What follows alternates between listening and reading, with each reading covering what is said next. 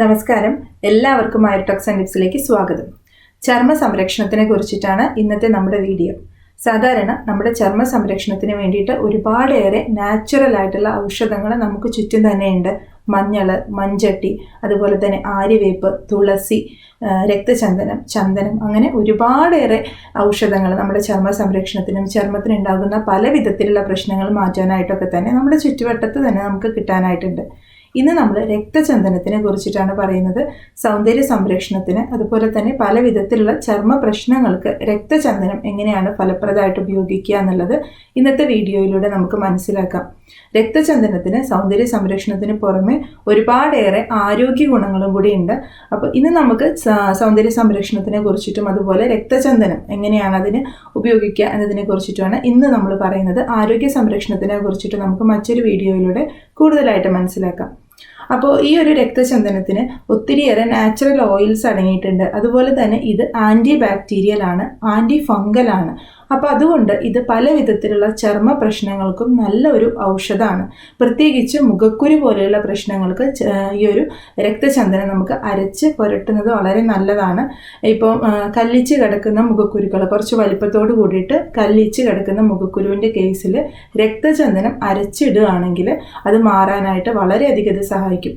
അതുപോലെ തന്നെ ഒരുവിധം എല്ലാ ചർമ്മത്തിനും ഉപയോഗിക്കാവുന്ന ഒരു ഔഷധം കൂടിയാണ് ഈ ഒരു രക്തചന്ദനം എന്ന് പറയുന്നത്.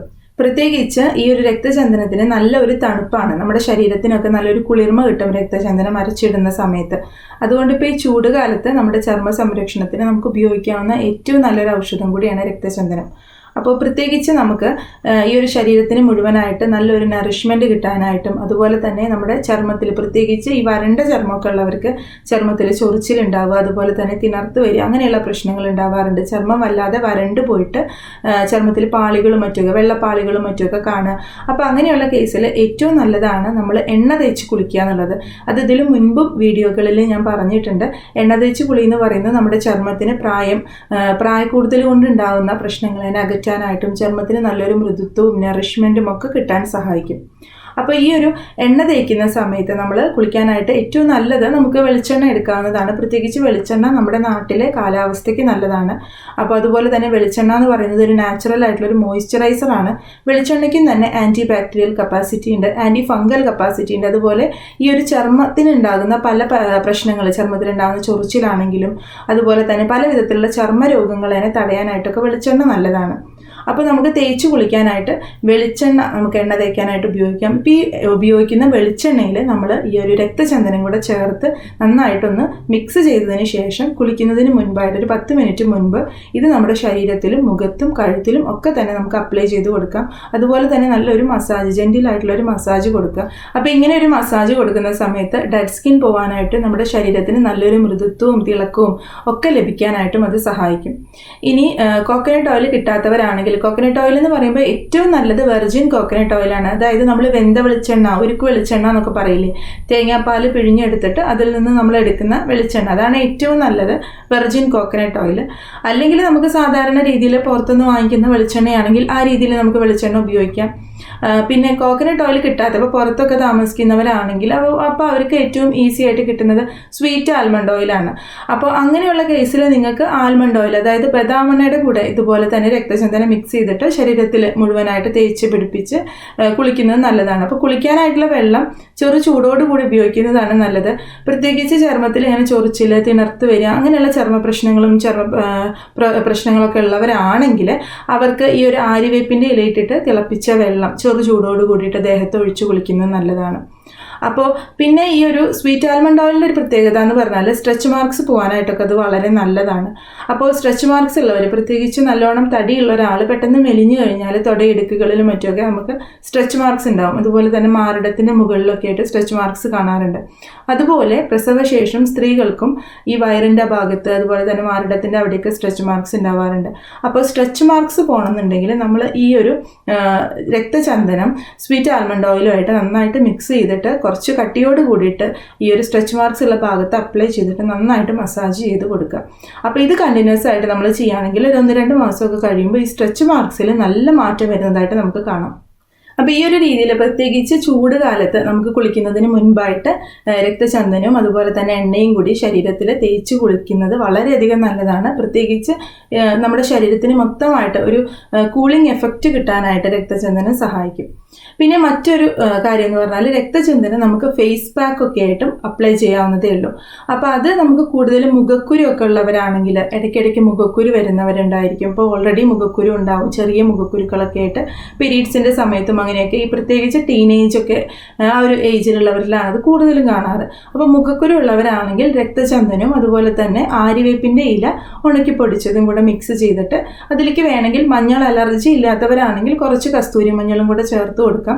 ഇത് മിക്സ് ചെയ്തിട്ട് ഇതിലേക്ക് റോസ് വാട്ടർ വേണം ചേർത്ത് കൊടുക്കാൻ. മിക്സ് ചെയ്ത് ഇത് മുഖത്ത് അപ്ലൈ ചെയ്ത് കൊടുക്കുക. അപ്പോൾ ഇത് മുഖക്കുരു മാറാനായിട്ട് വളരെയധികം നല്ല ഒരു പാക്കാണ്. അതുപോലെ നിങ്ങൾക്ക് 1-2 മുഖക്കുരു ഉള്ളൂ എന്ന് വെച്ച് കഴിഞ്ഞാൽ ആ ഭാഗത്ത് മാത്രമായിട്ടും ഇത് അപ്ലൈ ചെയ്ത് കൊടുക്കാം, അല്ലെങ്കിൽ രക്തചന്ദനം അരച്ച് ഇട്ട് കൊടുക്കാം. പിന്നെ ഡ്രൈ സ്കിൻ ഒക്കെ ഉള്ളവരാണെങ്കിൽ അവർക്ക് ഏറ്റവും നല്ലത് രക്തചന്ദനം പാലിൻ്റെ കൂടെയോ അല്ലെങ്കിൽ പാൽപ്പാടയുടെ കൂടെയോ മിക്സ് ചെയ്തിട്ട് ഫേസ് പാക്ക് ആയിട്ട് ഇടുന്നതാണ്. അപ്പോൾ എപ്പോഴും ഫേസ് പാക്ക് ഇടുന്ന സമയത്ത് കുറച്ച് കട്ടിയോട് കൂടിയിട്ട് വേണം ഫേസ് പാക്ക് ഇടാനായിട്ട്. അതുപോലെ മുഖത്ത് മാത്രമല്ല കഴുത്തിലും നമ്മൾ ഫേസ് പാക്ക് അപ്ലൈ ചെയ്യുക. അപ്പോൾ പാലും പാൽപ്പാടയാണ് എപ്പോഴും ഈ ഒരു ഡ്രൈ സ്കിൻ ഉള്ളവർക്ക് ഏറ്റവും നല്ലത്. അല്ലെങ്കിൽ പിന്നെ തേങ്ങാപ്പാൽ ഉപയോഗിക്കാം, അധികം പുളിയില്ലാത്ത തൈര് ഉണ്ടെങ്കിൽ അത് യൂസ് ചെയ്യാം. ഇതൊക്കെ ഡ്രൈ സ്കിന്നുകാർക്ക് ഏറ്റവും നല്ലതാണ്. അപ്പോൾ ഏത് ഫേസ് പാക്ക് ആണെങ്കിൽ ഇപ്പോൾ രക്തചന്ദനം എന്ന് മാത്രമല്ല മറ്റ് എന്തിൻ്റെ കൂടെ നമ്മൾ മിക്സ് ചെയ്യുകയാണെങ്കിൽ എപ്പോഴും ഡ്രൈ സ്കിൻ ഉള്ളവർക്ക് പാൽപ്പാട ഇതൊക്കെയാണ് കുറച്ചുകൂടി നല്ലത്. അപ്പോൾ പലരും ചോദിക്കാറുണ്ട് പാൽ എങ്ങനെയാണ് ഉപയോഗിക്കേണ്ടത്, തിളപ്പിച്ച പാലാണോ തിളപ്പിക്കാത്ത പാലാണോ എന്ന്. എപ്പോഴും തിളപ്പിക്കാത്ത പാൽ വേണം ഇത്തരത്തിലുള്ള ഫേസ് പാക്കിനൊക്കെ വേണ്ടിയിട്ട് യൂസ് ചെയ്യാനായിട്ട്. ഇനി നിങ്ങളുടെ സ്കിന്ന് ഓയിലി സ്കിൻ ആണെങ്കിൽ, ഓയിലി സ്കിൻ എന്ന് പറയുമ്പോൾ ചിലർക്ക് ഒരു കോമ്പിനേഷൻ സ്കിൻ ഉണ്ടായിരിക്കും. അതായത് നമ്മുടെ ഈ ഒരു ടീ സോൺ എന്ന് പറയുന്നത് ഈ മൂക്കും ഈ നെറ്റിയും കൂടി ഇത്രയും ഭാഗത്ത് ഓയിലി ആയിട്ടിരിക്കുക, മറ്റു ഭാഗത്ത് ഡ്രൈ ആയിട്ടിരിക്കുക, നേരെ തിരിച്ചും ഉണ്ടാവാം. അപ്പോൾ കോമ്പിനേഷൻ സ്കിൻ ആണെങ്കിൽ അല്ലെങ്കിൽ ഒരുപാട് ഓയിലി സ്കിന്നൊക്കെ ആണെങ്കിൽ നിങ്ങൾക്ക് ഒന്നുകിൽ കോമ്പിനേഷൻ സ്കിൻ ഉള്ളവർക്ക് ഈ കവിളിൻ്റെ ഭാഗം നല്ലോണം ഡ്രൈ ആണെങ്കിൽ ആ ഒരു കവിളിൻ്റെ ഭാഗത്ത് ഇപ്പോൾ നേരത്തെ പറഞ്ഞ പോലെ ഡ്രൈ സ്കിന്നുകാർക്ക് യൂസ് ചെയ്യുന്ന രീതിയിൽ ഫേസ് പാക്ക് അപ്ലൈ ചെയ്യാം. ഇനി ഓയിലി സ്കിന്നുള്ളവരാണെങ്കിൽ അവരെപ്പോഴും ഈ ഒരു ഫേസ് പാക്ക് തയ്യാറാക്കുന്ന സമയത്ത് ഇപ്പോൾ രക്തചന്ദനവും റോസ് വാട്ടറും കൂടി മിക്സ് ചെയ്യുകയാണെങ്കിൽ അതിലേക്ക് ഒരു 2-3 തുള്ളി ചെറുനാരങ്ങ നീരും കൂടെ ചേർക്കുന്നത് നല്ലതാണ്. അപ്പോൾ ആ ഒരു രീതിയിലാണ് അവർ ഫേസ് പാക്ക് അപ്ലൈ ചെയ്യേണ്ടത്. പിന്നെ പ്രത്യേകിച്ച് ഇപ്പോൾ ഒരു ചൂടുകാലം ആയതുകൊണ്ട് എപ്പോഴും നമുക്ക് ഉണ്ടാകുന്ന ഒരു പ്രശ്നമാണ് സൺ ടാൻസ്. ഇപ്പോൾ നമ്മൾ പുറത്തൊക്കെ പ്രത്യേകിച്ച് ബൈക്കിലൊക്കെ യാത്ര ചെയ്ത് കഴിയുമ്പോൾ നെറ്റിയുടെ ആ ഒരു ഭാഗത്തൊക്കെ സൺ ടാൻ ഉണ്ടായിരിക്കുക. നമ്മൾ വെയിലത്ത് നടന്നു കഴിയുമ്പോഴത്തേന് നമ്മുടെ മുഖത്തിൻ്റെ പല ഭാഗങ്ങളിലായിട്ട് കരുവാളിപ്പ് ഉണ്ടാവുക, അൺഈവൺ ആയിട്ടുള്ള സ്കിൻ ടോൺ ഉണ്ടാവുക. അപ്പോൾ അങ്ങനെയുള്ള കണ്ടീഷൻസ് ഒക്കെ ഉണ്ടെങ്കിൽ നമുക്ക് മുഖത്തിന് ഒന്നുകൂടി ഒരു ബ്രൈറ്റ്നെസ്സും ആ ഒരു നിറം ഒന്ന് ഈവൺ ആയിട്ട് കിട്ടണമെങ്കിൽ, നിറം വർദ്ധിക്കാനായിട്ടൊക്കെ നമ്മൾ രക്തചന്ദനത്തിൻ്റെ കൂടെ മിക്സ് ചെയ്ത് ഉപയോഗിക്കേണ്ടത് കസ്തൂരി മഞ്ഞളാണ്. രക്തചന്ദനം 1 ടീസ്പൂൺ ആണെങ്കിൽ 1 ടീസ്പൂൺ കസ്തൂരി മഞ്ഞൾ. അതുപോലെ തന്നെ കുക്കുംബർ ജ്യൂസ് ഇതിലേക്ക് ചേർത്ത് കൊടുക്കുന്നത് നല്ലതാണ്. കുക്കുംബർ നമ്മൾ പിഴിഞ്ഞിട്ട് അതിന് നീര് നമുക്ക് ഇതിലേക്ക് ചേർത്ത് കൊടുക്കാം. അല്ലെങ്കിൽ നമുക്ക് തൈര്, പുളിയില്ലാത്ത തൈര് മിക്സ് ചെയ്തിട്ടും ഒരു ഫേസ് പാക്ക് ആയിട്ട് അപ്ലൈ ചെയ്യാം. അപ്പോൾ കസ്തൂരി മഞ്ഞൾ നമ്മുടെ മുഖത്തുള്ള ഈ ഒരു പിഗ്മെൻറ്റേഷൻ ഒക്കെ കുറയ്ക്കാനായിട്ട് രക്തചന്ദനത്തിൻ്റെ കൂടെ ചേർത്തിട്ട് ഉപയോഗിക്കുകയാണെങ്കിൽ അതേറെ നല്ലതാണ്. അതുപോലെ മറ്റൊരു പ്രശ്നമാണ് പ്രായക്കൂടുതൽ കൊണ്ട് നമ്മുടെ സ്കിന്നിൽ ഉണ്ടാകുന്ന ചുളിവുകൾ, അതുപോലെ തന്നെ വരകൾ. പിന്നെ നമുക്കൊരു 35-36 വയസ്സൊക്കെ കഴിഞ്ഞാൽ നമ്മൾ ചെറുപ്പത്തിൽ ഉണ്ടാകുന്ന ആ ഒരു സ്കിന്നിൻ്റെ ആ ഒരു ടെക്സ്ചർ ആയിരിക്കില്ല ഉണ്ടാവുക. സ്കിന്ന് തൂങ്ങാനായിട്ട് തുടങ്ങും, അതുപോലെ അതിൻ്റെ ഒരു സോഫ്റ്റ്നെസ് കുറയാനായിട്ടൊക്കെ തുടങ്ങും. അപ്പോൾ ആ ഒരു സമയത്താണ് നമ്മൾ ഏറ്റവും കൂടുതൽ സ്കിൻ കെയർ ചെയ്യേണ്ടത്. നമ്മൾ നന്നായിട്ട് ഓയിൽ മസാജ് കൊടുക്കുക ഇടയ്ക്കെങ്കിലും. ഇപ്പോൾ തിരക്കൊക്കെ ഉള്ളവരാണെങ്കിൽ ആഴ്ചയിൽ ഒരു 2-3 ദിവസമെങ്കിലും, ഒന്നുമില്ലെങ്കിൽ ആഴ്ചയിൽ 1 ദിവസമെങ്കിലും നന്നായിട്ട് ദേഹത്തും അതുപോലെ തന്നെ മുഖത്തും കഴുത്തിലൊക്കെ നല്ലോണം ഒരു ഓയിൽ മസാജ് കൊടുക്കുക. നമ്മൾ എത്രത്തോളം നമ്മുടെ സ്കിന്നിനെ കെയർ ചെയ്യുന്നു എന്ന് വെച്ച് കഴിഞ്ഞാൽ അതിനനുസരിച്ചിട്ടാണ് നമ്മുടെ സ്കിന്ന് നല്ല ശോഭയോട് കൂടിയിട്ടിരിക്കുന്നത്. അപ്പോൾ സ്കിന്നിൻ്റെ നിറത്തിനേക്കാളൊക്കെ കൂടുതൽ നമ്മുടെ സ്കിന്ന് നല്ല ആരോഗ്യത്തോടു കൂടി ഇരുന്നാൽ തന്നെ നല്ലൊരു ഗ്ലോ ആയിരിക്കും. അപ്പോൾ നമ്മൾ എത്രത്തോളം നമ്മുടെ ചർമ്മത്തിന് കെയർ ചെയ്യുന്നു അതിനനുസരിച്ചിട്ടാണ് നമ്മുടെ ചർമ്മം നല്ല രീതിയിൽ ഇരിക്കുന്നത്. അപ്പോൾ ഒരു 10-36 വയസ്സൊക്കെ കഴിഞ്ഞാൽ കൂടുതലായിട്ടും ഈ ചർമ്മ പ്രശ്നങ്ങൾ, അതുപോലെ തന്നെ സ്കിന്നിൻ്റെ പല ഭാഗത്തും ദിവസമായിട്ട് കറുത്ത കുത്തുകുത്ത് കാണാം, സ്പോട്ട്സ് ഉണ്ടാവുക, അതുപോലെ തന്നെ അൺഈവൺ ആയിട്ടുള്ള സ്കിൻ ടോൺ, കണ്ണിൻ്റെ അടിയിലുള്ള കറുപ്പ് നിറം, ഇതൊക്കെ കൂടുതലായിട്ട് കാണാറുണ്ട്. പ്രത്യേകിച്ച് ഉറക്കമൊഴിച്ചിരിക്കുന്നവർ, കൂടുതലായിട്ടും കമ്പ്യൂട്ടറിൽ വർക്ക് ചെയ്യുന്നവർ, അവരിലൊക്കെ ഇങ്ങനത്തെ പ്രശ്നങ്ങൾ കൂടുതലും കാണാറുണ്ട്. അപ്പോൾ അവർ കൂടുതലായിട്ടും സ്കിൻ കെയർ ചെയ്യുക എന്നുള്ളത് തന്നെയാണ്. അപ്പോൾ അങ്ങനെയുള്ള കേസിൽ നമുക്ക് രക്തചന്ദനം തൈരിനോടോ അല്ലെങ്കിൽ പാലിനോടോ പാൽപ്പാടയോടോ ഒക്കെ കൂടിയിട്ട് മിക്സ് ചെയ്തിട്ട് അപ്ലൈ ചെയ്ത് കൊടുക്കാവുന്നതാണ്. അപ്പോൾ ഇത്തരത്തിൽ നമ്മൾ ഫേസ് പാക്ക് ഒക്കെ ഉണ്ടാക്കുന്ന സമയത്ത് നമുക്ക് വേണമെങ്കിൽ അതിലേക്ക് കുറച്ച് കസ്തൂരി മഞ്ഞൾ ചേർത്ത് കൊടുക്കാം. അങ്ങനെ നമ്മുടെ സൗകര്യപ്രകാരം നമുക്ക് അതിലേക്ക് മറ്റ് നാച്ചുറൽ ആയിട്ടുള്ള ഇൻഗ്രീഡിയൻസും കൂടെ ചേർത്ത് കൊടുത്താൽ ഏറെ നല്ലതാണ്. പിന്നെ സാധാരണ നമുക്ക് ഉണ്ടാവുന്ന ഒരു സംശയമാണ് രക്തചന്ദനം ഏത് രീതിയിൽ ഉപയോഗിക്കുമ്പോഴാണ് ഏറ്റവും എഫക്റ്റീവ് ആവുന്നത് എന്നുള്ളത്. അപ്പോൾ രക്തചന്ദനം നമുക്ക് മുട്ടിയായിട്ട് രക്തചന്ദനത്തിൻ്റെ മരത്തിൻ്റെ കഷ്ണമായിട്ട് കിട്ടും, രക്തചന്ദനം പൊടിച്ചിട്ട് കിട്ടും. അപ്പോൾ ഇതിൽ ഏറ്റവും നല്ലതെന്ന് പറയുന്നത് രക്തചന്ദനത്തിൻ്റെ മരത്തിൻ്റെ ഒരു കഷ്ണം കിട്ടുകയാണെങ്കിൽ അതാണ് ഏറ്റവും നല്ലത്. അത് അരച്ച് രക്തചന്ദനം എടുത്തിട്ട് നമ്മൾ അപ്ലൈ ചെയ്യുകയാണെങ്കിൽ അതിനാണ് ഏറ്റവും കൂടുതൽ എഫക്റ്റീവ് ആയിട്ടുള്ള ഒരു റിസൾട്ട് നമുക്ക് കിട്ടുന്നത്. കാരണം അതിൽ വേറെ എന്താ പറയുക, എക്സ്ട്രാ ആയിട്ടുള്ള കെമിക്കൽസോ അല്ലെങ്കിൽ മറ്റ് പ്രൊഡക്ട്സോ ഒന്നും തന്നെ ഉണ്ടാവില്ലല്ലോ.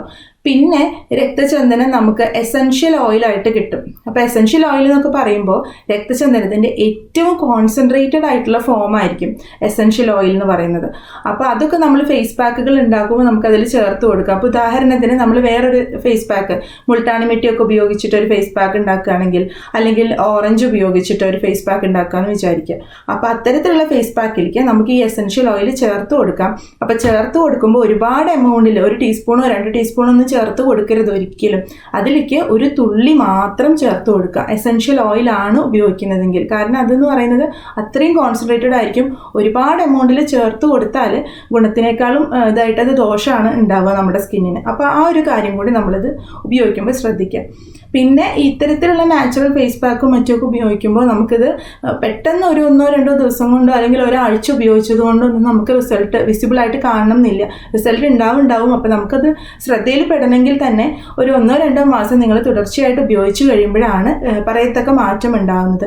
പിന്നെ രക്തചന്ദനത്തിനെ കുറിച്ചിട്ട് പറയുകയാണെങ്കിൽ ഒരുവിധം എല്ലാ സ്കിന്നുകാർക്കും രക്തചന്ദനം മറ്റ് സൈഡ് എഫക്ട്സോ ബുദ്ധിമുട്ടുകളോ ഒന്നും തന്നെ ഉണ്ടാക്കില്ല. നമുക്ക് സേഫായിട്ട് ഉപയോഗിക്കാവുന്നത് തന്നെയാണ്. പ്രത്യേകിച്ച് രക്തചന്ദനത്തിൻ്റെ ഈ മരത്തിൻ്റെ മുട്ടി വാങ്ങിച്ച് നമ്മൾ അരച്ച് എടുക്കുന്ന രക്തചന്ദനാണെങ്കിൽ അത് ഏറെ നല്ലതാണ്. അതേസമയം പൊതുവേ പ്രശ്നങ്ങൾ പറയാറുള്ളവർ ഈ സെൻസിറ്റീവ് സ്കിന്നുള്ളവരാണ്. സെൻസിറ്റീവ് സ്കിന്നുള്ളവർക്ക് ഇപ്പോൾ നാച്ചുറൽ ആണെങ്കിലും ഒരു വിധത്തിലുള്ള ഇതൊക്കെ നമ്മൾ അപ്ലൈ ചെയ്യുന്നതിന് മുൻപായിട്ട് പാച്ച് ടെസ്റ്റ് ചെയ്യാം. പാച്ച് ടെസ്റ്റ് എന്ന് പറഞ്ഞാൽ കുറച്ച് എടുത്തിട്ട് നമ്മൾ ഈ കൈൻ്റെ ഈ ഒരു പൊറനടിയിൽ ഒന്ന് അപ്ലൈ ചെയ്ത് ഒരു 10 മിനിറ്റ് വെയിറ്റ് ചെയ്യുക. എന്തെങ്കിലും റിയാക്ഷനോ മറ്റൊക്കെ ഉണ്ടാവുകയാണെങ്കിൽ നിങ്ങളത് മുഖത്ത് അപ്ലൈ ചെയ്യരുത്. അപ്പോൾ സെൻസിറ്റീവ് സ്കിന്നുകാർക്ക് ഏത് ഫേസ് പാക്കാണ് പറ്റുകയെന്ന് പറയാൻ തന്നെ ബുദ്ധിമുട്ടാണ്. അത് ഓരോരുത്തരെയും ഡിപ്പെൻഡ് ചെയ്തിരിക്കും. അപ്പോൾ ആ ഒരു സ്കിൻ ടൈപ്പ് സെൻസിറ്റീവ് സ്കിന്നുള്ളവരാണെങ്കിൽ നിങ്ങൾ എന്ത് അപ്ലൈ ചെയ്യുന്നതിന് മുൻപായിട്ടും ഒന്ന് പാച്ച് ടെസ്റ്റ് ചെയ്യുക. പ്രത്യേകിച്ച് അവർ ഈ ഒരു നാരങ്ങനീരൊന്നും ഫേസ് പാക്കിൽ ചേർക്കാത്തതാണ് ഏറ്റവും നല്ലത്. അപ്പോൾ ഇത്രയും കാര്യങ്ങളൊക്കെയാണ് രക്തചന്ദനത്തിനെ കുറിച്ച് പറയാനുള്ളത്. പ്രത്യേകിച്ച് ഈ ഒരു ചൂടുകാലം, ഇപ്പോൾ നമ്മുടെ നാട്ടിൽ ചൂടുകാലമായല്ലോ, അപ്പോൾ ഈ ഒരു സമയത്ത് നമ്മൾ എണ്ണ തേച്ച് കുളിക്കുന്ന സമയത്ത് നിങ്ങൾ തീർച്ചയായിട്ടും അതിൽ കുറച്ച് രക്തചന്ദനം കൂടെ ചേർത്തിട്ട് എണ്ണ തേച്ച് നോക്കൂ. അപ്പോൾ തീർച്ചയായിട്ടും നിങ്ങൾക്ക് നല്ല മാറ്റങ്ങൾ സ്കിന്നിൽ കാണാൻ പറ്റും. അപ്പോൾ ഈ ഒരു വീഡിയോ നിങ്ങൾക്ക് എല്ലാവർക്കും ഉപകാരപ്രദമായി എന്ന് വിശ്വസിക്കുകയാണ്. മറ്റൊരു വീഡിയോയിലൂടെ അടുത്ത ദിവസം കാണാം. അതുവരെ എല്ലാവർക്കും നന്ദി, നമസ്കാരം.